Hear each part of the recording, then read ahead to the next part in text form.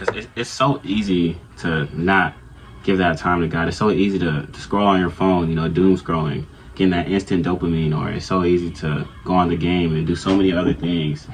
Like most people on the weekend, they go to parties and do this and do that and all of these things, and they give only a small amount of time to God, which easily could have been my week this week. It's my off week and I'm off for the next 3 days. And literally I was only planning on going to sleep and playing a game until I just kind of felt the conviction. Like I'm on IG page, I started to see like things about God, and I just had to put the phone down, man.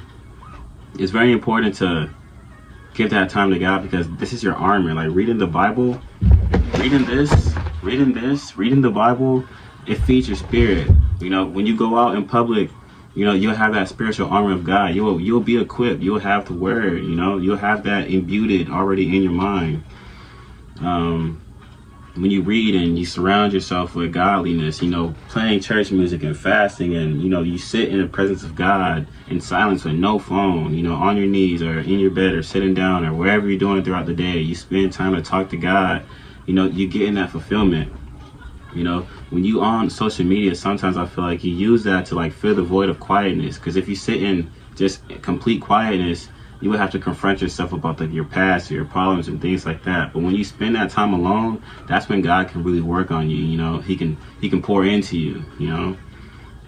And so it's very, very, very, very important to spend some alone time so God can work on you. You know, he can work on your impurities and your past traumas and the things that happened when you were little, or things that happened in a past relationship that you're not healed from, or parents. So many things God does when you spend alone time with him. And that's where I'm trying to get to now. I'm trying to get back to that. That's where anybody who's not as close to God as they need to be, and they know they shouldn't, like when they spend too much time outside of God's word and everything. Like if you're spending more time on your phone playing a game and you're only giving like 10 minutes to God, it's bad, okay?